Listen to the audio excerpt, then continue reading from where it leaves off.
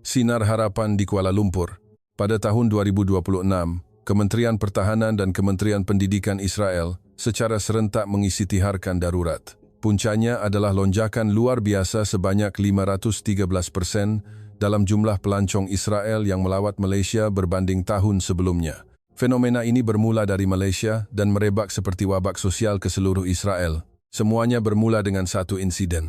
Di tengah-tengah ancaman perang besar-besaran dengan Iran yang semakin memuncak, 10 orang pelajar cemerlang dari sebuah sekolah antarabangsa yang sedang dalam lawatan sambil belajar ke Malaysia telah secara kolektif enggan pulang ke negara asal mereka. Tindakan anak-anak muda ini, yang dianggap sebagai masa depan Israel, di tengah-tengah Kuala Lumpur, sudah cukup untuk menggegarkan media global. Mereka serentak berkata, bukankah ini tanah yang sebenarnya dijanjikan Tuhan? Pusat perhatian kumpulan itu ialah Yara, anak perempuan seorang pegawai kanan dalam pasukan pertahanan Israel, IDF. Hanya 3 hari selepas tiba di Kuala Lumpur, dia menelepon ibu bapanya dan mengisytiharkan akan tinggal di Malaysia untuk melanjutkan pelajaran. Apabila tiba hari untuk pulang, dia telah menghilangkan diri, mengatakan dia tidak mahu meninggalkan Malaysia, lantas mencetuskan skandal peringkat kebangsaan. Jadi, apa yang dilihat oleh golongan muda elit yang tergolong dalam 1% teratas Israel ini di Malaysia? Nama saya Yara, saya berumur 18 tahun dan tinggal di sebuah apartemen penthouse mewah di tengah-tengah Tel Aviv, ibu negara Israel. Namun, sepanjang 18 tahun hidup saya tidak pernah dapat memandang laut biru dengan ketenangan jiwa. Terutamanya sejak kebelakangan ini, laut bukan lagi simbol kedamaian, tetapi lebih seperti sempadan menakutkan, di mana peluru berpandu boleh tiba pada bila-bila masa. Ayah saya seorang pegawai dalam IDF. Saya tidak boleh mendedahkan unit atau pangkatnya kerana ia adalah rahsia negara, tetapi ayah sentiasa membawa pistol berisi peluru di sisinya, walaupun ketika tidur di rumah. Sejak risiko konflik ketenteraan meningkat, ayah hampir tidak pulang ke rumah. Dia mengurung diri di dalam kubu arahan bawah tanah, memantau skrin radar dan mengetuai operasi. Ibu saya pula seorang CEO yang menguruskan sebuah syarikat perisian keselamatan terkemuka dunia. Di bawah pengurusan ketat ibu bapa saya, hidup saya sentiasa berjalan mengikut perancangan yang sempurna dan kewaspadaan yang tidak pernah putus. Sekolah Antarabangsa Harel, tempat saya belajar, adalah sebuah sekolah berprestij yang khusus melatih golongan elit yang akan memikul masa depan Israel. Ayah Tama, kawan baik saya, adalah seorang ahli parlimen yang sedang berkhidmat. Ibu Noam, kawan lelaki kami yang sentiasa bersama, pula seorang hakim Mahkamah Agung. Sejak kecil, kami dilatih untuk fasih bertutur dalam 4 bahasa, mempelajari kalkulus dan pengaturcaraan lanjutan. Tetapi ada satu mata pelajaran yang lebih penting daripada mana-mana program pendidikan elit. Menembak dengan senjata sebenar, menghadapi senjata kimia, berlatih memakai topeng gas, dan kemahiran mengelak letupan. Dari luar, kehidupan kami kelihatan glamor dengan bangunan moden, kekayaan yang melimpah, dan masa depan yang terjamin. Tetapi kami tahu dengan jelas bahawa ia hanyalah sangkar bersalut emas. Walaupun sedang menikmati sarapan lewat pagi yang lazat dengan rakan-rakan di sebuah kafe mewah, jika kami ternampak beg tanpa pemilik di bawah meja, kami mesti segera berhenti makan, meninggalkan tempat itu, dan melaporkan kemungkinan adanya bahan letupan. Setiap kali melangkah masuk ke pusat beli belah atau gedung serbaneka besar, di pintu masuk, anggota keselamatan bersenjata lengkap yang memegang rifle M16 akan memeriksa setiap barang di dalam beg kami. Hanya selepas melepasi pemeriksaan itu, barulah kami dibenarkan masuk. Bagi kami, ketegangan melampau dan ketakutan untuk terus hidup telah menjadi sebati seperti udara yang kami sedut. Saya pasti tidak akan lupa pemandangan di dalam kelas pada hari lawatan sambil belajar tahun akhir kami diputuskan. Hari itu, ketegangan ketenteraan antara Israel dan Iran mencapai kemuncaknya dan berita tentang kemungkinan serangan udara berskala besar disiarkan tanpa henti. Tepat ketika kelas fizik khas pagi sedang berlangsung, bunyi siren yang nyaring dan menakutkan memecah kesunyian kelas, bergema di seluruh sekolah. Amaran merah. Peluru berpandu balistik sedang menghampiri. Semua orang diminta segera berpindah ke kubu perlindungan. Mendengar suara mekanikal dari pembesar suara, kami faham ia bukan roket biasa. Ia adalah amaran mengenai peluru berpandu balistik yang dilancarkan dari bumi Iran. Kami mengetap bibir menunduk di bawah meja, dan kemudian atas arahan tenang Cik Gugalia, kami serentak berlari ke kubu anti serangan udara di tingkat bawah 6, di hujung koridor. Setiap kali menuruni tangga ke kubu, bau hapak yang lembab, dan bau besi lama menusuk hidung, membuatkan hati saya kecut. Kemudian, pintu keluli yang berat ditutup dengan bunyi dentuman yang kuat. Kubu perlindungan itu tertutup sepenuhnya. Dalam ruang yang samar-samar itu, kami merapatkan diri, berkongsi kehangatan badan dan menahan nafas. Kami hanya mampu menahan 90 saat yang paling menakutkan. Pada masa itu, dari ruang di atas atmosfera yang jauh, sebuah peluru berpandu pemintas telah dilancarkan seperti perisai melindungi langit, memintas peluru berpandu balistik yang sedang meluncur laju. Bunyi letupan besar bergema sejurus selepas itu. Letupan-letupan susulan yang berdentum-dentum menggegarkan kubu perlindungan. Habuk konkrit halus jatuh seperti salji dari sailing. Ada yang berdoa, ada yang menekup telinga. Dalam kegelapan kelabu itu, Cikgu Galia bersuara lembut, destinasi untuk lawatan sambil belajar tamat pengajian tahun ini telah diputuskan. Kita akan ke Kuala Lumpur, Malaysia. Kita akan berlepas dengan kapal terbang esok malam. Sebaik sahaja kata-kata itu diucapkan, kubu perlindungan itu dilanda keriuhan yang lebih hebat daripada bunyi letupan di atas kepala kami. Tama menjerit dengan riak muka tidak percaya. Cikgu Malaysia, dalam keadaan macam ni, Cikgu serius ke? Seluruh Timur Tengah diambang perang. Kenapa kita nak ke Asia? Dia menyambung, lagipun, Malaysia juga sebuah negara yang mempunyai ketegangan dengan China di Laut Cina Selatan, kan? Adakah ia pasti selamat? Noam di sebelahnya juga berkata dengan nafas tercungap-cungap. Betul tu. Kalau nak pergi pun lebih baik ke tempat yang aman seperti pergunungan Alps di Eropah atau New Zealand. Di sini kita setiap hari kena lari masuk kubu. Kenapa pula kita kena pergi ke tempat yang tegang juga untuk melancong? Rungutan tajam daripada para pelajar serentak bergema di dalam kubu. Bagi kami, Malaysia adalah sebuah negara maju yang menghasilkan banyak komponen elektronik dan kereta yang cemerlang. Tetapi pada masa yang sama, kami juga sedar ia adalah tempat yang berbahaya, sama seperti Israel, yang sentiasa berhadapan dengan musuh gergasi dan sentiasa diselubungi bayang-bayang perang. Malam itu saya masih ingat dengan jelas saat saya menyerahkan borang kebenaran lawatan sambil belajar kepada ayah yang baru pulang selepas beberapa hari. Ayah, dengan wajah cengkung, menghentak meja marmar dengan kuat dan meledak marah. Yara, kamu faham tak keadaan sekarang? Kita diambang konflik besar-besaran dengan Iran. Ini darurat negara, tapi kamu nak ke Malaysia? Ayah menyambung dengan nada tegas. Malaysia pun bukan negara yang selamat. Mereka sentiasa ada ketegangan dengan China di laut. Kalau krisis berlaku, kekuatan tentera yang besar boleh mara betul-betul berhampiran. Ayah tak boleh biarkan anak perempuan tunggal ayah pergi ke negara dalam keadaan macam tu. Sama sekali tidak. Melihat mata ayah yang merah padam dan suaranya yang bergetar, satu perasaan aneh menyelubungi saya. Semakin kuat ayah membantah, semakin aneh rasa ingin tahu itu membara di dada saya. Sebuah negara yang juga hidup dalam persekitaran keselamatan yang tegang seperti Israel, atau mungkin lebih lagi. Jadi, mengapa orang Malaysia yang saya lihat dalam video boleh tersenyum begitu lebar? Dalam video, anak-anak muda bersiar-siar di tebing sungai pada waktu malam, makan makanan ringan dari gerai-gerai dan ketawa riang. Pemandangan itu terlalu jauh dari realiti saya. Saya berkata kepada ayah, Ayah, Yara nak tengok sendiri sama ada keamanan di negara itu benar, atau hanya ilusi yang dicipta. Yara pun dah nak sampai umur masuk tentera. Tolonglah benarkan. Yara lihat dan belajar sendiri bagaimana rupa keamanan yang kita cuba pertahankan dengan nyawa kita. Malam itu, saya memujuk ayah berkali-kali. Selepas senyap yang panjang, ayah berkata dengan suara yang dalam, jika ada situasi kecemasan, kamu mesti segera ke kedutaan Israel di Malaysia. Kalau kamu bersumpah akan berbuat begitu, ayah akan benarkan kamu pergi. Maka, akhirnya saya mendapat kebenaran untuk ke Malaysia. Namun pada malam sebelum berlepas, apa yang saya masukkan ke dalam beg pakaian bukanlah gaun-gaun cantik atau kosmetik yang saya lihat dalam video kecantikan. Saya menyembunyikan dengan cermat sebuah peranti penyejak berketepatan grade tentera di bawah dasar beg pakaian besar saya sebagai langkah berjaga-jaga jika diculik oleh pengganas. Saya juga menyelitkan kepingan dolar Amerika yang dilipat nipis sebagai dana kecemasan di antara helaian pasport. Mencurigai semua orang dan bertindak berdasarkan andaian senario perang terburuk. Itulah realiti dunia yang saya pelajari selama 18 tahun.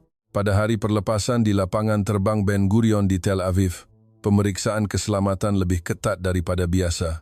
Berita tentang konflik ketenteraan yang berterusan di Timur Tengah tidak henti-henti kedengaran dari pembesar suara lapangan terbang. Pandangan tajam anggota pasukan khas bersenjata lengkap, nafas anjing pengesan bahan letupan yang kencang, dan bunyi enjin pesawat yang dingin bergema di seluruh lapangan terbang. Ia adalah bunyi yang tegang hingga menyesakkan nafas.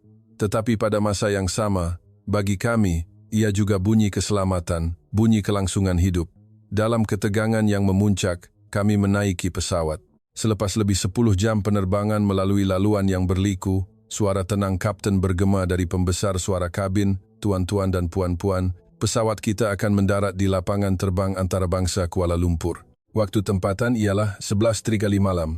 Saat tayar pesawat mencecah landasan, satu kejutan ringan terasa di seluruh badan pesawat, dan di luar tingkap, ribuan cahaya asing terbentang luas. Saya menelan air liur, menggenggam erat poket jaket saya. Saya dan rakan-rakan mengangkat bahu dengan muka tegang, berhati-hati melangkah keluar dari pesawat. Kami fikir inilah saat kami menjejakkan kaki ke zon tegang di Asia. Namun sebaik sahaja melangkah masuk ke terminal lapangan terbang, permulaan tegang yang kami jangkakan datang dengan cara yang sama sekali berbeza daripada ramalan kami. Kami berdiri kaku seperti patung, tidak terkata. Peraturan dunia yang pernah kami percayai mula runtuh dengan menakutkan. Di tengah-tengah pusat yang terang benderang dan luas ini, Tama menggenggam lengan saya dengan erat, mulutnya ternganga dan berbisik, "Yara, adakah ini benar-benar bumi?" Perkara pertama yang menarik perhatian kami ialah cahaya yang sangat terang hingga mempesonakan. Bagi kami, yang sudah biasa dengan lampu pendar fluor suram di kubu perlindungan, dan malam Tel Aviv yang gelap kerana sekatan pencahayaan, kecerahan lapangan terbang antarabangsa Kuala Lumpur, KLIA, adalah satu kejutan visual yang nyata. Siling yang tinggi melangit dan lantai, sama ada marmar atau bahan lain yang tidak dapat kami kenal pasti, memantulkan cahaya sehingga sempadannya tidak jelas. Tetapi apa yang lebih mengejutkan kami daripada kemudahan mewah itu adalah apa yang diperhatikan oleh Noam. Dengan wajah pucat, dia memandang sekeliling dan memegang bahu saya. "Yara, mana askar bersenjata? Kenapa tak ada sesiapa yang pegang senapang?" Di lapangan terbang Ben Gurion di Tel Aviv, tempat kami berlepas, setiap pintu masuk dikawal oleh anggota pasukan khas dengan rifle M11 berisi peluru. Pintu masuk utama dijaga oleh kenderaan perisai dengan laras senjata terhala ke hadapan. Terutamanya baru-baru ini, disebabkan ketegangan di Timur Tengah, keselamatan menjadi semakin ketat. Namun, di pintu masuk gergasi Malaysia ini, tiada kelibat askar bersenjata. Malah anggota keselamatan bersenjata berat pun tidak kelihatan. Sebaliknya, di hadapan kami ada robot-robot kecil yang meluncur di atas lantai, memaparkan ikon senyuman di skrinnya sambil membersihkan. "Sila beri laluan sebentar," kata robot itu dalam bahasa Melayu, dan meluncur melepasi kaki saya dengan lembut. Pada masa itu, Tama di belakang saya terkejut dan menjerit kecil, melompat ke belakang seolah-olah baru melihat bom bergolek di lantai. Noam berbisik di telinga saya, "Keselamatan lapangan terbang ni betul-betul okey ke? Terbuka macam ni, kalau pengganas bawa masuk bom macam mana?" Saya menelan air liur dan mengangguk perlahan. Kami masih belum tahu apa-apa tentang wajah sebenar negara Malaysia ini. Kami keliru dengan cara pengurusan keselamatan lapangan terbang pintu masuk sebuah negara besar yang begitu berbeza daripada negara kami. Kami malah terfikir mungkin rakyat Malaysia secara kolektif telah menjadi lalai terhadap kesedaran keselamatan apabila tidak melihat kelibat askar bersenjata di kemudahan penting seperti ini. Dengan kebimbangan di hati, kami menuju ke barisan imigresen. Kami telah bersedia untuk soalan-soalan yang tegas dan bertalu-talu. Apabila menunjukkan paspor Israel di banyak lapangan terbang dunia, kami sering dianggap sebagai subjek yang perlu diberi perhatian, dipanggil secara berasingan untuk disoal siasat atau bagasi kami digeledah sepenuhnya. Adakah Anda mempunyai pengalaman ketenteraan? Adakah Anda tahu menggunakan bahan letupan atau senjata? Adakah Anda mempunyai hubungan dengan organisasi bersenjata di Timur Tengah? Saya terus membayangkan soalan-soalan itu di kepala semasa menunggu giliran. Akhirnya, giliran saya tiba. Pegawai imigresen mengambil pasport saya, mengangkat kepala memandang saya. Sejurus kemudian dia tersenyum lembut dan berkata dalam bahasa Inggris, "Hello, welcome to Malaysia." Itu sahaja. Tiada pandangan curiga, tiada riak muka waspada. Saya terlalu terkejut, berdiri kaku seketika. Pada masa itu, seorang petugas lapangan terbang datang mendekati saya. Saya secara refleks mengundurkan diri, menyangka soal siasat yang serius akan bermula, dan saya menggenggam tali beg galas saya begitu kuat sehingga jari jemari saya menjadi pucat. Namun petugas itu berkata dalam bahasa Inggris yang fasih dan lembut, "Kamu semua pelajar lawatan sambil belajar kan? Kalau guna laluan autogate, kamu boleh keluar lebih cepat tanpa perlu beratur. Biar saya tunjukkan. Kami, dalam keadaan separa sedar, mengikutinya ke pintu otomatik yang paling moden. Saat saya mengimbas kod bar pasport dan menghalakan muka ke kamera, pintu kaca itu terbuka dengan lancar. Kurang dari 1 saat, terlalu cepat, terlalu semula jadi. Di lapangan terbang yang luas ini, yang menguruskan kami bukanlah askar-askar yang tegas dengan senjata, tetapi sebuah sistem halimunan yang direka dengan sempurna. Ia bukan kawalan yang mengancam, tetapi pengurusan yang senyap, mesra, tetapi rapi seperti jaring labah-labah. Apabila tiba di tali sawat bagasi, kami sekali lagi terkejut. Papan elektronik di atas menunjukkan bagasi akan tiba dalam masa 3 menit, dan tepat pada saat jam menunjukkan 3 menit, beg pakaian saya muncul, meluncur di atas tali sawat dengan lancar. Saya tanpa sedar melihat sekeliling. Tiba-tiba saya berasa malu kerana telah menggenggam pemegang troli dengan kuat dan memandang orang di sekeliling dengan curiga, takut ada yang akan mencuri bagasi. Selesai semua urusan, kami melangkah keluar dari lapangan terbang. Udara malam di Malaysia sejuk sehingga pipi saya terasa kebas. Tetapi ada satu kesegaran yang aneh. Kami memuatkan bagasi ke dalam bas limosin besar yang telah sedia menunggu dan bersandar di kerusi empuk. Apabila bas mula bergerak di atas lebuh raya menuju ke bandar, telefon pintar di dalam poket saya bergetar perlahan. Ia mesej daripada ayah. Yara, dah sampai lapangan terbang dengan selamat? Ada bahaya tak di sekeliling? Berapa ramai askar bersenjata di lapangan terbang?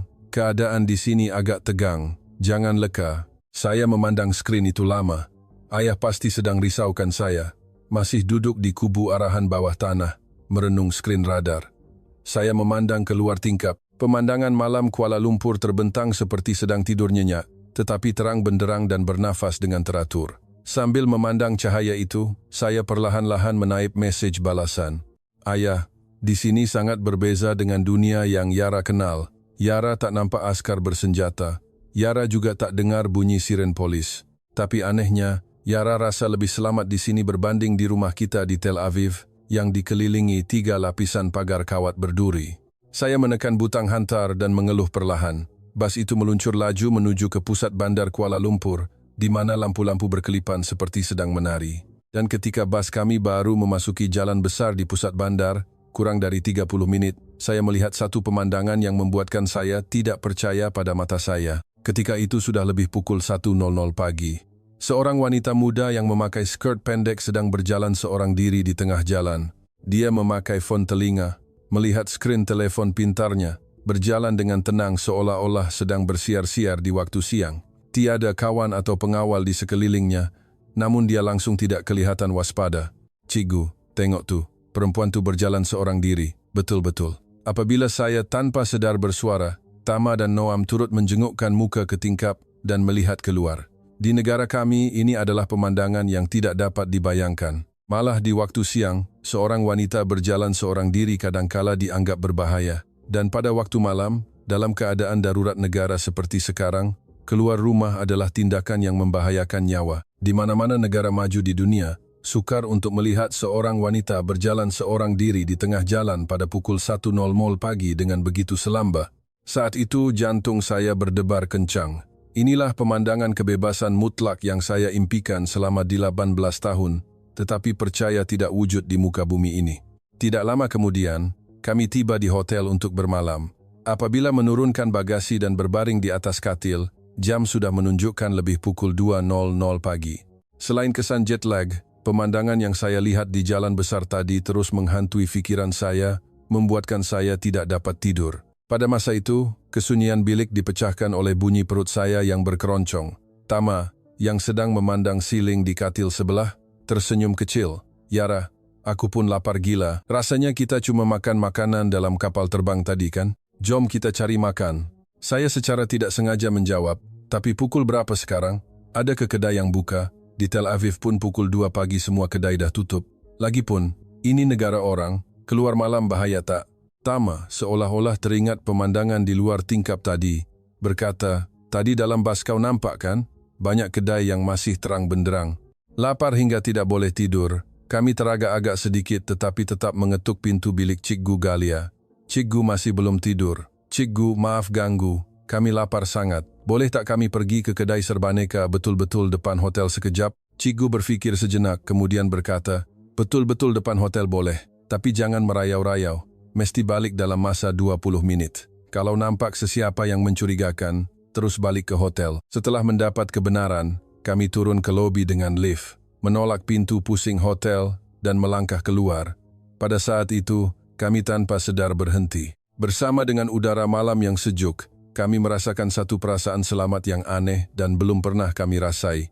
Tiada kegelapan atau lorong-lorong gelap yang menakutkan. Jalan-jalan terang benderang seperti waktu siang, dan kedai-kedai serbaneka 24 jam di merata tempat bersinar seperti rumah api. Kami berhati-hati membuka pintu kaca kedai serbaneka di seberang hotel.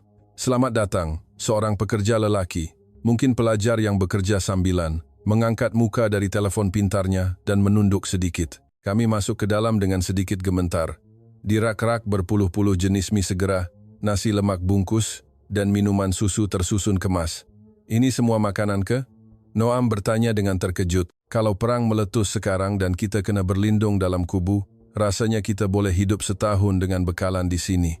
Di Israel, apabila ada tanda-tanda perang, makanan dan barang keperluan di pasar raya akan lenyap dalam masa sehari. Rak-rak kosong dan orang ramai berpusu-pusu membeli untuk simpanan. Namun, kedai serbaneka di Kuala Lumpur ini melimpah dengan makanan. Kami masing-masing memilih secawan mie segera, sebungkus nasi lemak, dan sekotak susu pisang berwarna kuning. Ketika membayar, pekerja kedai itu, dengan bahasa Inggris yang sedikit tersekat-sekat dan bahasa isyarat, dengan sabar menunjukkan cara menggunakan ketuhar gelombang mikro. Kami keluar dari kedai, duduk di kerusi berpayung di hadapan kedai serbaneka dan makan mie panas. Waktu itu pukul 2:30 pagi. Di Israel pada waktu ini, kereta peronda polis dengan kenderaan perisai di hadapan akan membunyikan siren dan kami akan dihalang di sekatan jalan raya malam. Namun di jalan Kuala Lumpur ini, pekerja pejabat berpakaian sut yang kelihatan baru pulang dari kerja lebih masa, walaupun kelihatan letih, masih tersenyum dan berbual sambil berjalan. Malah ada beberapa kumpulan anak muda berkumpul, makan snack dan berbual riang. "Hoi, tengok sana." Tama berhenti menghirup kuah mie dan menunjuk ke seberang jalan. Sebuah kedai kecil terletak di pintu masuk sebuah lorong, tidak jauh dari kedai serbaneka. Di papan tandanya tertulis ice cream dengan lampu neon yang terang benderang. Pintu juga terbuka luas, tetapi anehnya tiada kelibat orang di dalam kedai. Rasa ingin tahu dan waspada serentak muncul. Kami membersihkan bungkusan mie dan perlahan-lahan menuju ke kedai itu. Apabila melangkah masuk, musik pop yang rancak bergema, tetapi memang tiada pekerja. Kaunter kosong, hanya ada sebuah peti sejuk beku besar yang beroperasi dengan bunyi mesin yang perlahan. "Maaf, ada sesiapa?" Saya berkata perlahan dalam bahasa Inggris, tetapi tiada sahutan. Kami berpandangan. "Apa hal ni? Kedai ini betul-betul tak ada orang ke?" Tama bertanya dengan suara keliru. Di dalam kedai, pelbagai jenis ais krim dan gula-gula tersusun rapi. Dan sebagai ganti kaunter pembayaran, hanya ada sebuah mesin pembayaran layan diri berbentuk segi empat sama. Pada masa itu, Noam tiba-tiba menggenggam lengan saya dengan kuat. "Yara, jom kita keluar sekarang.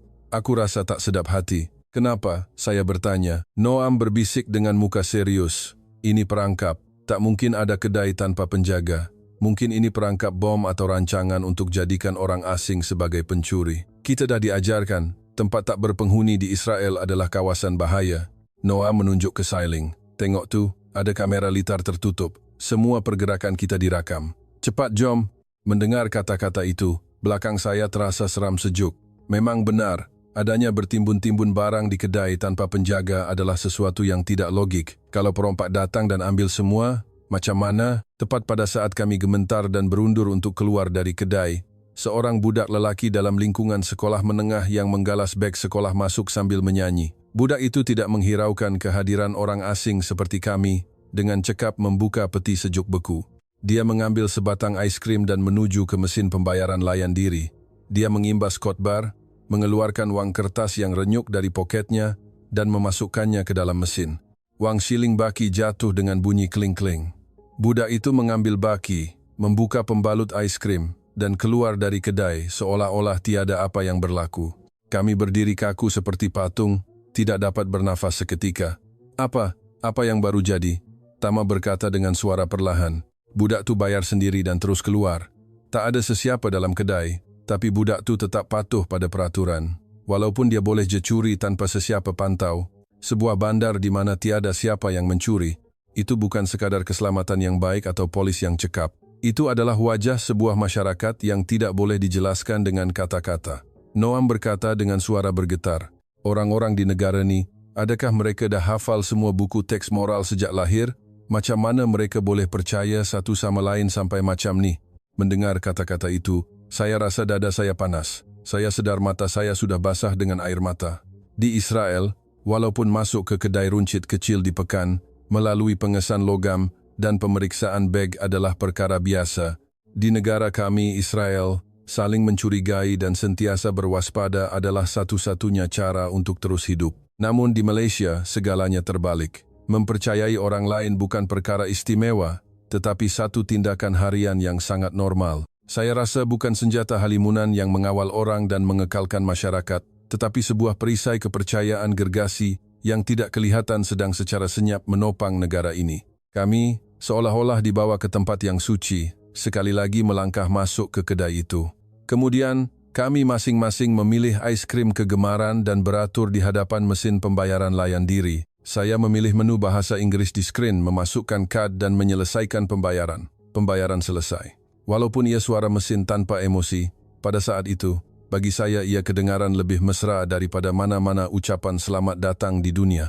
Saya rasa seolah-olah negara ini secara senyap berkata kepada saya, "Kami percayakan kamu, ini tempat yang selamat."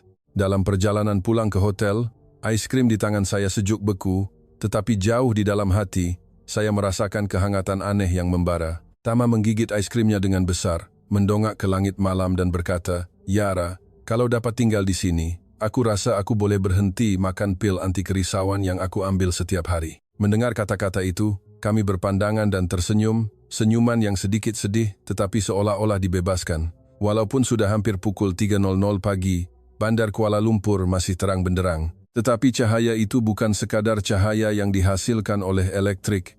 Ia seolah-olah cahaya yang dicipta oleh kepercayaan jutaan orang yang hidup di bandar ini. Malam itu, kami mengalami malam yang manis tanpa diancam oleh bunyi tembakan buat kali pertama dalam hidup kami. Namun, keesokan paginya, apabila lawatan ke Kuala Lumpur benar-benar bermula, tempat yang Cik Gugalia bawa kami bukanlah pusat beli belah yang gah. Di sana, kami akan menyaksikan satu realiti yang menakutkan, serupa dengan sejarah perang kemerdekaan Israel, tetapi dengan perbezaan yang amat ketara. Dan disitulah, saya akan menelepon ayah di bilik kawalan dan bertanya dalam tangisan, "Ayah, kenapa kita kena hidup dengan senjata macam ni?" Keesokan paginya, cahaya matahari yang terang benderang menyinari melalui celah langsir hotel. Apa yang saya alami malam tadi di kedai ais krim layan diri masih terasa seperti mimpi. Kami teruja menaiki bas. Cik Gugalia tidak lagi menunjukkan muka yang tegas seperti biasa. Sebaliknya dengan senyuman misteri, dia memegang mikrofon dan berkata, "Baiklah semua, hari ini Cikgu akan tunjukkan kamu satu tempat istimewa." Orang di seluruh dunia sering memanggil Israel dan Malaysia sebagai negara bersaudara di Asia. Adakah ia semata-mata kerana kita kedua-duanya dikelilingi oleh kuasa-kuasa besar? Hari ini, kamu akan tahu sendiri sebab sebenar di sebaliknya.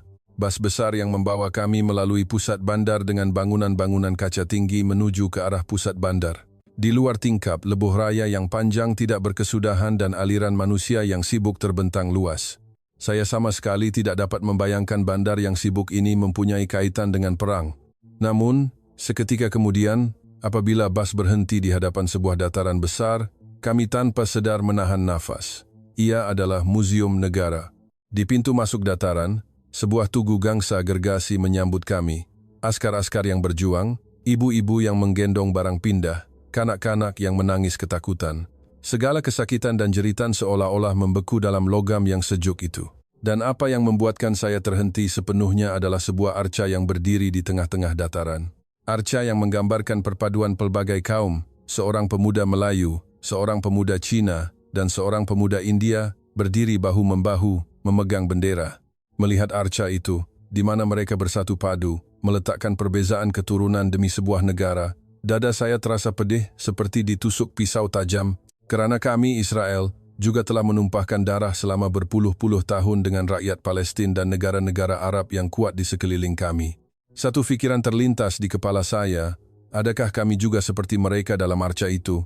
Walaupun sebenarnya berkongsi tanah yang sama, tetapi tidak dapat melepaskan diri dari rantaian tragedi menghalakan senjata ke jantung satu sama lain. Dengan langkah yang berat, kami masuk lebih dalam ke ruang pameran. Gambar-gambar hitam putih, uniform tentara lama, serpihan besi yang masih berbekas peluru, menceritakan secara senyap tragedi-tragedi lebih 70 tahun yang lalu. Ia adalah catatan zaman perang meletus, bandar runtuh, dan manusia kehilangan segalanya. Sambil membaca kapsiun bahasa Inggris artifak-artifak itu, Noam berbisik dengan wajah pucat, "Yara, bukankah ini sama seperti perang kemerdekaan kita?" Saya mengangguk perlahan. Israel juga telah melalui krisis di mana sejurus selepas mengisytiharkan penubuhan negara, tentera negara-negara jiran serentak menyerang dan negara hampir terpadam dari peta.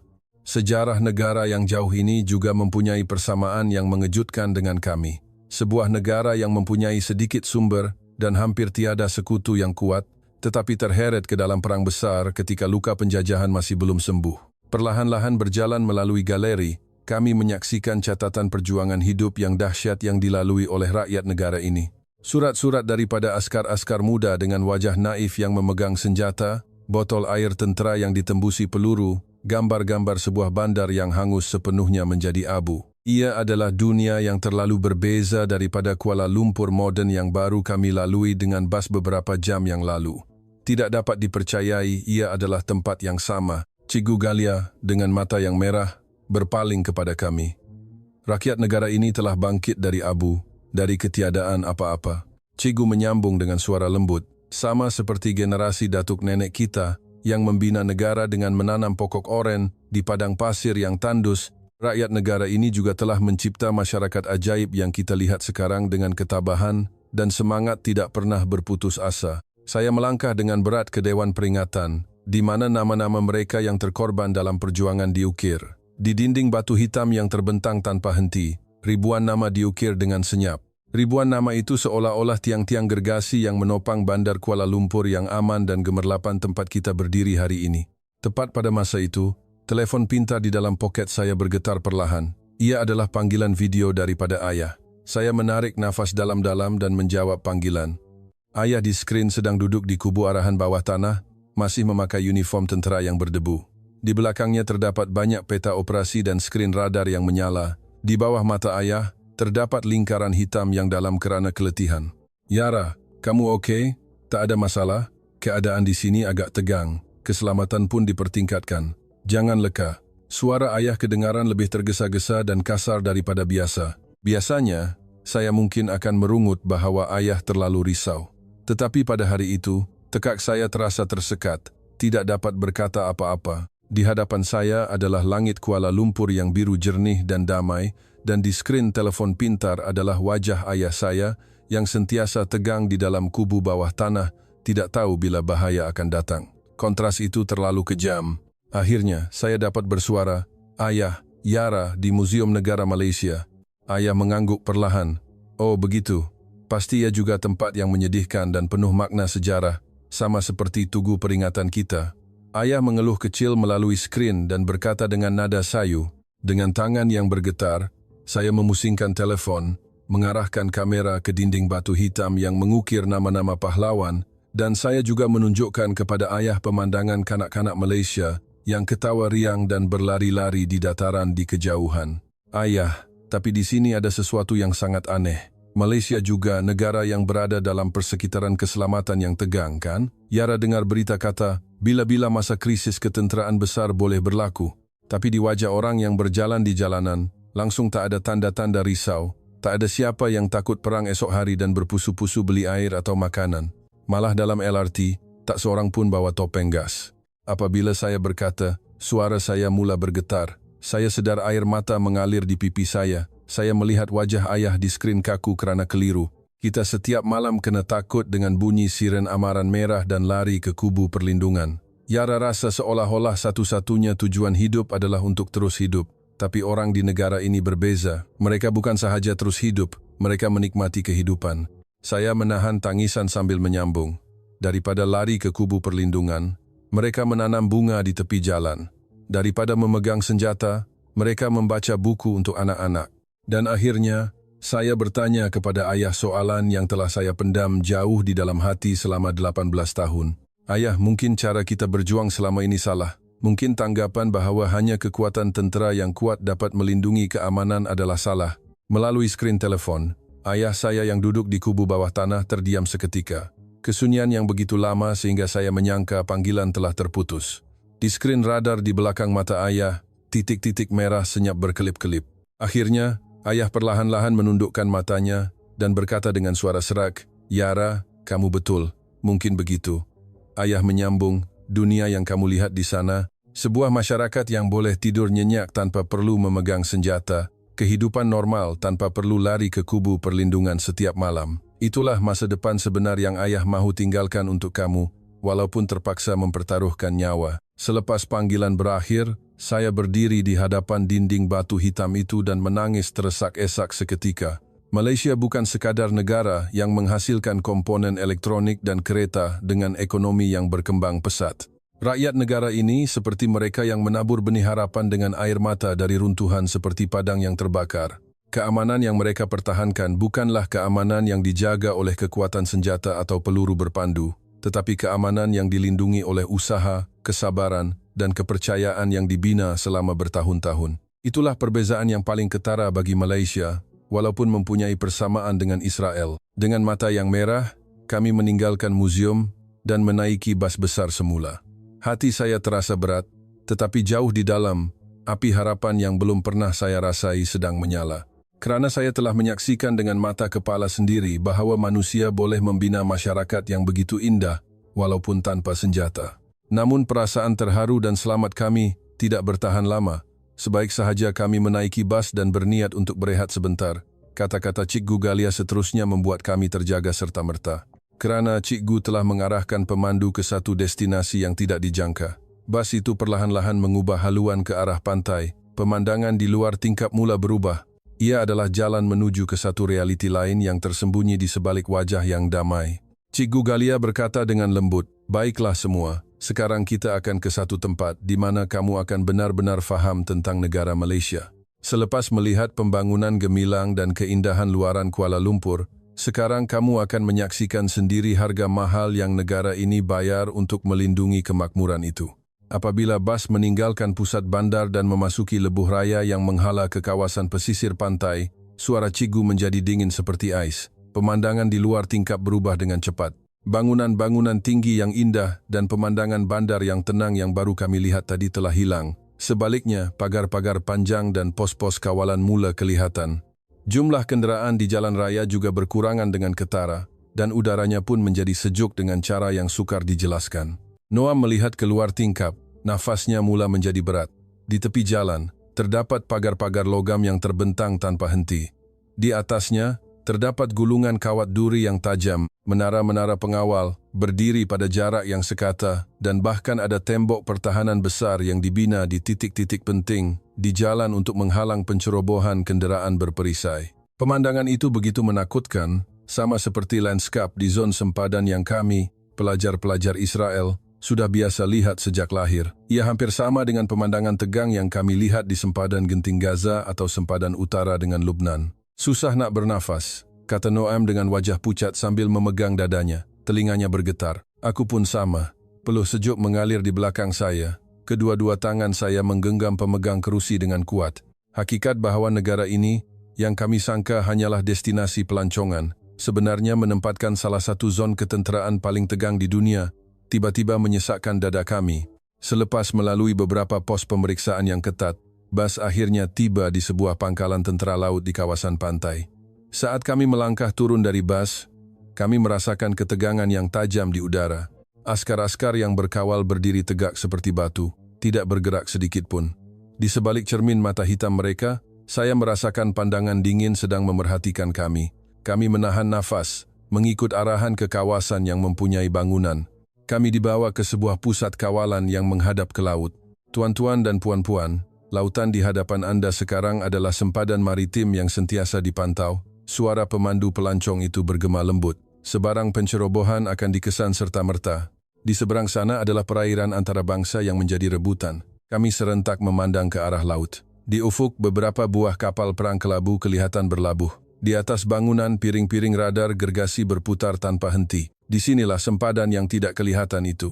Di tempat ini, tiada kesunyian yang damai. Kesunyian di sini bukanlah kesunyian selepas perang berakhir, tetapi satu keadaan tegang yang mematikan, yang telah berlarutan selama berpuluh-puluh tahun, di mana kedua-dua belah pihak sentiasa dalam keadaan siap siaga. Rasa bahawa musuh yang tidak kelihatan berada begitu dekat adalah lebih nyata dan menakutkan daripada ketegangan yang kami alami di Israel. Kami bergegas kembali ke bas dan meninggalkan tempat itu. Namun, apa yang benar-benar memecahkan pandangan dunia kami bukanlah pagar kawat duri di sana. Perkara itu akan berlaku kira-kira sejam kemudian di dalam bas, semasa kami meninggalkan tempat itu dan kembali ke Kuala Lumpur. Bas itu melalui lebuh raya yang menuju ke selatan. 30 menit, 40 menit, kemudian 50 menit berlalu. Pemandangan di luar tingkap berubah dengan pantas seperti film. Pagar kawat duri dan tembok konkrit yang baru kami lihat tadi telah hilang. Sebaliknya, kafe-kafe dengan musik dan pusat beli belah besar berbaris panjang. Daripada imej askar-askar bersenjata yang berkawal, pasangan-pasangan muda yang bergaya berjalan sambil memegang kopi. Kelopak bunga musim bunga gugur di atas jalan yang rendang. Mereka ketawa riang dan berjalan perlahan. Hanya sejam yang lalu kami menggigil merasakan suasana tegang di pangkalan tentera laut itu. Hakikat bahawa dalam negara yang sama, wujud sebuah dunia yang begitu aman membuatkan kami tidak dapat faham. Ini betul-betul negara yang sama ke? Tama menjerit, menjengukkan mukanya ke tingkap. Yara, kau nampak tak? Orang-orang tu tengah ketawa dan ambil gambar. Hanya sejam perjalanan dari tempat tadi, jarak yang begitu dekat. Di utara sana, tentera sedang bersiap sedia, tapi di sini mereka makan ais krim di kafe. Macam mana boleh jadi macam ni? Noam juga memegang kepalanya, tidak percaya. Di sebelah tempat macam tu, macam mana mereka boleh hidup normal macam ni? Benar kata budak itu. Di negara kami, ketegangan di sempadan akan cepat merebak ke seluruh masyarakat. Jika satu roket dilancarkan dari utara, siren akan berbunyi walaupun di ibu negara, dan semua orang akan meninggalkan kopi mereka untuk berpindah serentak. Ketakutan perang dan kehidupan seharian tidak pernah dapat dipisahkan. Tetapi negara ini berbeza. Bahaya berada sangat dekat. Mungkin lebih dekat daripada di negara kami dari segi jarak. Namun, rakyat negara ini tidak membiarkan ketakutan itu menceroboh kehidupan seharian mereka. Semua orang masih berfikir hendak makan tengah hari di mana hari ini, memilih filem apa untuk ditonton pada hujung minggu, dan meneruskan kehidupan normal mereka. Saya menjengukkan muka ke tingkap, merenung orang-orang yang berjalan di jalanan. Pada saat itu satu kesedaran besar meletus di dada saya. Kekuatan sebenar negara ini mungkin bukan ekonomi atau teknologi. Ia bukan usaha gigih untuk menafikan ketakutan, tetapi kekuatan untuk tidak melepaskan kehidupan normal walaupun di tengah-tengah ketakutan. Tidak dikuasai oleh kebimbangan perang, tetapi mempunyai keazaman untuk hidup sepenuhnya setiap hari. Hari ini, saya rasa keazaman itulah yang menopang masyarakat ini. Orang ramai seolah-olah menghadapi ketakutan dengan senjata paling kuat, kehidupan seharian, bukan dengan senjata atau peluru berpandu. Bas itu akhirnya memasuki jalan utama bandar dan memperlahankan kelajuan. Jantung saya berdegup kencang. Saya mahu tahu lebih lanjut tentang kekuatan sebenar yang menggerakkan masyarakat ini. Dan keesokan harinya, kami akan meninggalkan bandar yang indah di atas tanah dan turun ke dunia bawah tanah sebuah bandar di mana jutaan orang tinggal. Di sini, kami akan menyaksikan satu ketertiban yang dicipta oleh akal dan kepercayaan manusia, sesuatu yang tidak dapat dijelaskan hanya dengan undang-undang atau kuasa polis. Ia adalah perarakan senyap rakyat yang lebih teratur daripada sebuah pasukan tentera bersenjata. Sehari sebelumnya, kami telah menyaksikan kontras yang sangat ketara, kewujudan serentak pagar kawat duri di barisan hadapan dan ketenangan. Keesokan harinya, kami tiba di dunia lain, Kuala Lumpur. Dunia bawah tanah yang besar di mana jutaan rakyat berulang-alik setiap hari, jauh dari bangunan pencakar langit dan pusat beli belah di permukaan.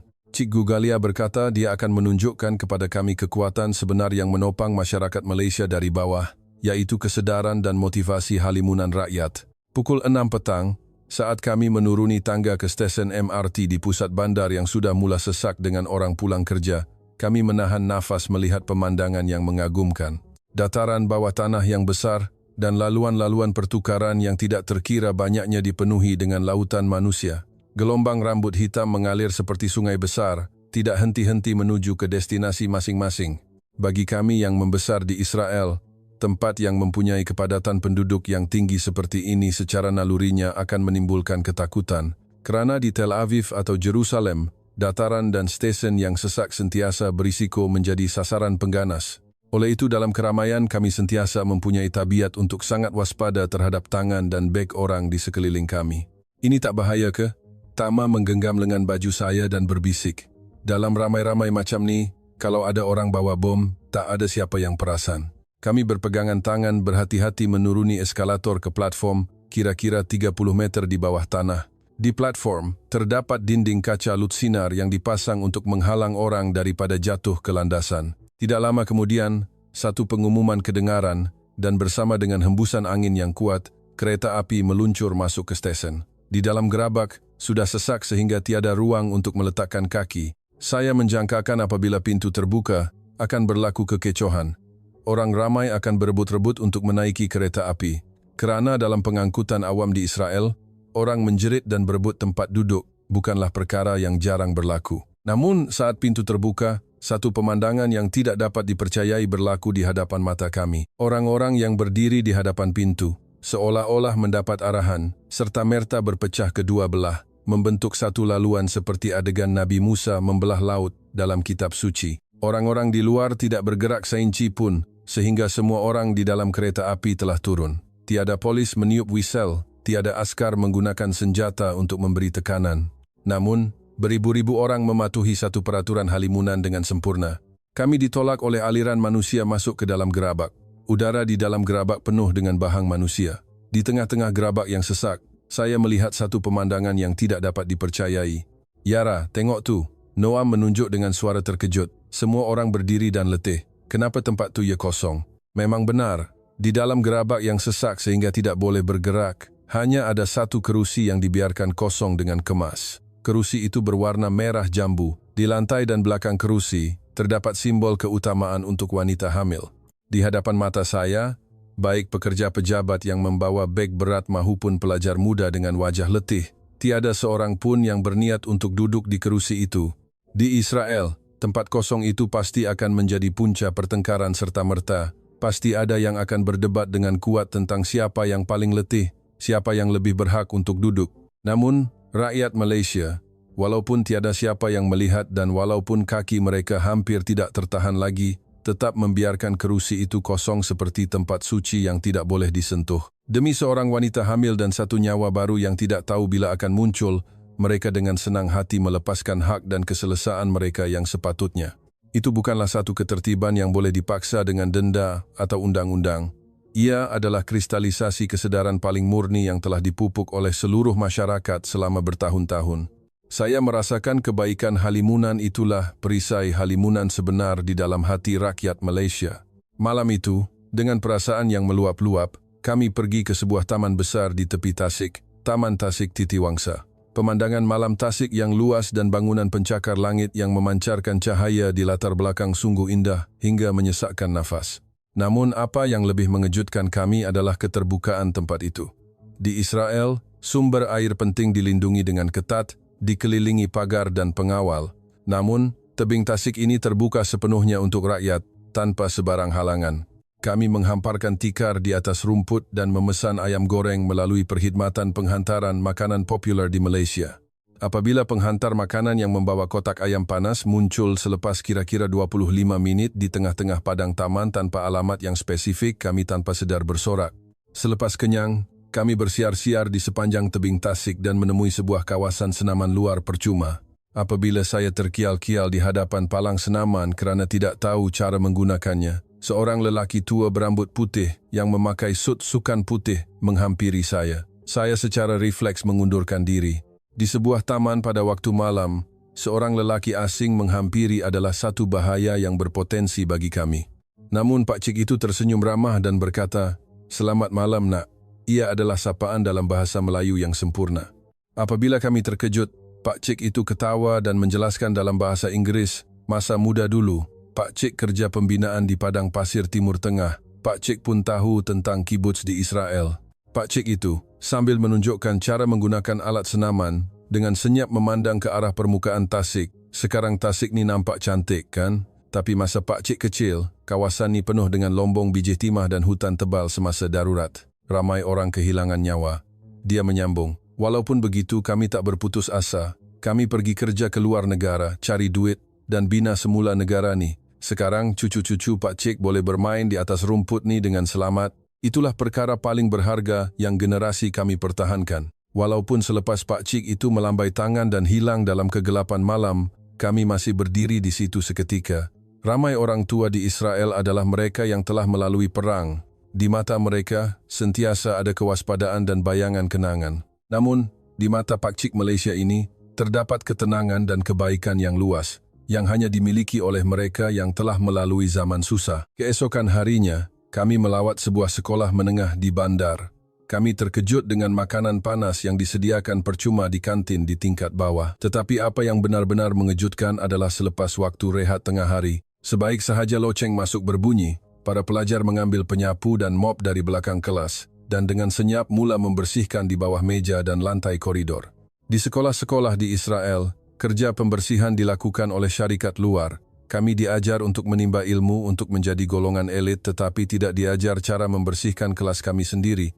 Kenapa mereka bersihkan sendiri? Bayar pekerja pembersihan kan lebih senang? Noam bertanya dengan heran. Seorang pelajar perempuan berkacamata yang sedang memegang mop mengelap peluh di dahinya dan tersenyum ceria. Sebab ini tempat kami belajar setiap hari. Kami rasa tak betul biarkan orang lain bersihkan kotoran yang kami buat. Lagipun bila semua orang bersihkan bersama-sama, kami secara semula jadi akan faham makna kerjasama dan tanggung jawab. Ini semangat gotong royong. Tanggung jawab. Perkataan itu menusuk jauh ke dalam hati saya. Kami hanya diajar cara berdebat untuk mengubah dunia dengan kata-kata, tetapi tidak diajar tanggung jawab perbuatan kecil seperti mengutip sampah di bawah kaki. Pelajar-pelajar Malaysia, setiap hari memegang penyapu dan bekerja untuk komuniti, telah mempelajari semangat kepimpinan untuk menopang masyarakat dengan kudrat mereka sendiri. Lawatan ke Kuala Lumpur yang penuh dengan kejutan berturut-turut akhirnya tiba ke hari terakhir. Hari itu Cikgu Galia memberi kami separuh hari masa lapang. Lokasinya adalah di sebuah jalan yang sibuk dengan pelancong, Bukit Bintang. Ia adalah tanda prihatin Cikgu yang mahu kami menikmati fashion dan kosmetik Malaysia. Namun kami tidak pernah bermimpi bahawa satu peristiwa yang akan menghancurkan serta-merta rasa selamat yang telah kami bina selama ini sedang menanti kami di tengah-tengah bandar yang gemerlapan itu. Saat kami menaiki tangga stesen MRT, kami diselubungi oleh lautan manusia dan cahaya yang melimpah. Muzik tarian bergema dari pembesar suara bandar dan bau makanan ringan manis yang harum tercium dari gerai-gerai. Pelancong dari seluruh dunia dan anak-anak muda Malaysia memenuhi jalan seperti sungai besar. Bagi kami, gadis-gadis Israel, jenama kosmetik Malaysia adalah satu impian yang hanya dilihat dalam video. Kami segera melangkah masuk ke sebuah kedai kosmetik besar. Yara, warna ni komelnya, Tama berkata dengan riang sambil mencuba gincu berwarna merah jambu. Pekerja kedai itu fasih berbahasa Inggris dan melayan kami bukan sebagai orang asing yang berbahaya, tetapi hanya sebagai gadis-gadis berusia 18 tahun yang biasa. Apabila dia tersenyum sambil menyapu toner di tangan saya, dada saya terasa sedikit pedih. Kerana beberapa bulan lagi, saya terpaksa memotong rambut panjang saya di kem latihan di padang pasir yang kering. Daripada badge, saya akan memakai uniform tentera yang berat dan daripada gincu, saya akan menyapu krim penyamaran di muka saya. Itulah nasib yang tidak dapat dielakkan bagi anak-anak muda yang lahir di negara kami. Saya melihat diri saya di cermin dan berbisik, kalaulah aku boleh pakai baju biasa, makan kuih sedap dengan kawan-kawan, dan hidup aman damai, kan bagus. Apabila kami keluar dari kedai, satu bau yang harum menggoda terhidu. Kami memeluk dua beg membeli belah di tangan, membeli snack berisi keju yang panas di sebuah gerai di jalan. Ia adalah masa bahagia yang singkat. Hanya beberapa minit, kami dapat melupakan perkataan-perkataan berat seperti perang, kubu perlindungan, dan pengganas. Namun, kebahagiaan itu pecah seperti buih sabun dalam sekelip mata ketika kami berjalan di tengah-tengah orang ramai untuk mencari kedai lain. Tama, yang berjalan di hadapan, tiba-tiba berhenti seperti dipanah petir dan menjerit. Orang-orang di jalan serentak memandang ke arah kami. Tama, kenapa? Dia berkata dengan suara bergetar. Dompet. Dompet aku tak ada. Zip bag terbuka. Pada saat itu, udara di sekeliling kami seolah-olah membeku. Di dalam beg Tama, kosong sama sekali. Naluri yang telah diasah selama 18 tahun di Israel mengambil alih serta-merta. Dunia yang tadinya berwarna-warni dan penuh kepercayaan tiba-tiba bertukar menjadi hitam putih, penuh dengan ancaman. Aku dah kata, bisik Noam, matanya meliar mengimbas wajah setiap orang yang lalu lalang dengan penuh syakwa sangka. Ini semua cuma fasad. Di sebalik senyuman mereka, bahaya sentiasa menanti. Kita leka, Yara. Kita terlalu leka. Tama mula tersak-isak, bukan sahaja kerana kehilangan pasport dan wangnya, tetapi kerana kehilangan rasa selamat yang baru sahaja ditemuinya. Rasa selamat itu, yang lebih berharga daripada apapun, kini hancur berkecai. Saya sendiri merasakan dinding sejuk mula kembali menyelubungi hati saya. Ayah betul, Cikgu Galia silap. Dunia ini di mana-mana sahaja adalah tempat yang berbahaya. Kepercayaan adalah satu kemewahan yang kami tidak mampu miliki. Ketika kami berdiri kaku dalam kepanikan, sesuatu yang tidak dijangka berlaku. Penjual snack keju yang kami beli daripadanya tadi, seorang lelaki Melayu pertengahan umur, meninggalkan gerainya dan menghampiri kami. Adik, kenapa nih? Ada masalah ke? Tanyanya dengan nada bimbang. Sebelum kami sempat menjawab, seorang wanita Cina yang membawa beg beli belah berhenti. Dompet hilang ke? Ya ampun, mari saya tolong. Dalam sekelip mata, beberapa orang tempatan mula mengerumuni kami, bukan dengan pandangan curiga, tetapi dengan riak wajah yang penuh simpati. Mereka tidak melihat kami sebagai orang asing yang menyusahkan. Mereka melihat kami sebagai anak-anak muda yang dalam kesusahan. Lelaki penjual snack itu memberikan kami sebotol air mineral percuma. Minum dulu, bertenang. Wanita Cina itu pula mengeluarkan teleponnya. Saya tahu balai polis pelancong di mana, jom saya tunjukkan jalan. Seorang pemuda India yang lalu di situ pula menasihati. Cuba periksa semula semua poket, kadang-kadang kita tersalah letak. Mereka tidak memberikan kami senjata atau perisai. Mereka memberikan kami sesuatu yang lebih kuat, kebaikan kolektif mereka. Kami tergamam. Di Tel Aviv, insiden seperti ini akan dikendalikan dengan siren, pita kuning polis, dan anggota keselamatan yang menyoal siasat semua orang dengan tegang. Ia akan menjadi satu insiden keselamatan. Di sini, di tengah-tengah Bukit Bintang, ia menjadi satu masalah komuniti. Saya memandang wajah Noam yang masih curiga, dan Tama yang masih menangis. Kemudian saya memandang wajah-wajah rakyat Malaysia di sekeliling kami. Pada saat itulah saya faham, kekuatan sebenar negara ini bukanlah kerana tiada jenayah atau bahaya. Tiada tempat seperti itu di dunia. Kekuatan mereka terletak pada apa yang berlaku selepas sesuatu yang buruk terjadi. Mereka tidak membiarkan ketakutan memecah belahkan mereka. Sebaliknya, mereka bersatu, menawarkan bantuan dengan semangat gotong royong yang telah kami pelajari di sekolah. Mereka melawan kegelapan bukan dengan tembok dan senjata, tetapi dengan cahaya kemanusiaan yang dipancarkan bersama-sama. Dompet Tama tidak pernah ditemui. Kami menghabiskan beberapa jam di balai polis, membuat laporan, tetapi sepanjang proses itu, kami tidak pernah merasa keseorangan. Malam itu, hari terakhir kami di Malaysia, kami tidak berkurung di bilik hotel. Kami kembali ke Taman Tasik Titiwangsa dan duduk di atas rumput, memandang langit malam yang diterangi cahaya menara berkembar. Suasananya senyap, tetapi ia bukan kesunyian yang tegang. Ia adalah kesunyian yang penuh pemahaman. Aku rasa, Tama bersuara perlahan, matanya tidak lagi merah. Aku lebih rela kehilangan dompet di sini, daripada hidup dengan dompet yang selamat di sebalik pagar kawat berduri. Noam mengangguk perlahan, pandangannya tidak lagi tajam. Aku faham sekarang, keselamatan bukan tentang ketiadaan ancaman. Ia tentang kepercayaan bahawa jika kau jatuh, akan ada tangan yang membantu kau bangun semula. Saya mengeluarkan telefon saya dan membuat satu panggilan terakhir kepada ayah.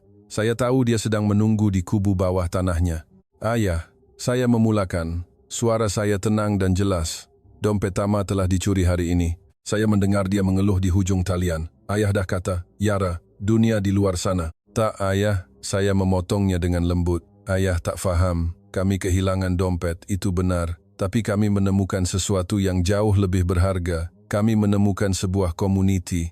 Di Israel, kita diajar untuk terus hidup. Di sini kami belajar bagaimana untuk hidup bersama. Saya menarik nafas dalam-dalam, memandang rakan-rakan saya dan kemudian ke arah bandar yang gemerlapan itu. Ayah sentiasa berjuang untuk masa depan di mana saya boleh hidup tanpa perlu memegang senjata. Saya rasa saya dah jumpa tempat itu. Atau lebih tepat lagi, saya dah jumpa cara untuk membina masa depan itu. Ia tidak dibina dengan tembok yang lebih tinggi atau peluru berpandu yang lebih canggih. Ia dibina dengan kepercayaan, tanggung jawab, dan kebaikan, satu persatu, setiap hari. Yara, apa yang kau cuba katakan? Suara ayah kedengaran bergetar. Saya akan pulang, Ayah. Tapi bukan untuk memakai uniform. Saya dan 9 orang yang lain, kami akan pulang untuk berkongsi apa yang telah kami pelajari. Kami akan pulang untuk menanam benih harapan di padang pasir kita. 3 hari kemudian, di lapangan terbang Ben Gurion, 10 orang remaja melangkah keluar dari balai ketibaan. Mereka tidak lagi kelihatan seperti anak-anak golongan elit yang naif. Di mata mereka, ada satu sinar yang berbeza, sinar harapan yang dinyalakan di Kuala Lumpur. Mereka tidak tahu betapa besarnya kesan tindakan mereka kelak, tetapi mereka tahu satu perkara. Perang sebenar yang perlu dimenangi bukanlah menentang musuh di seberang sempadan, tetapi menentang ketakutan di dalam hati mereka sendiri. Dan pertempuran itu, mereka telah pun memenanginya.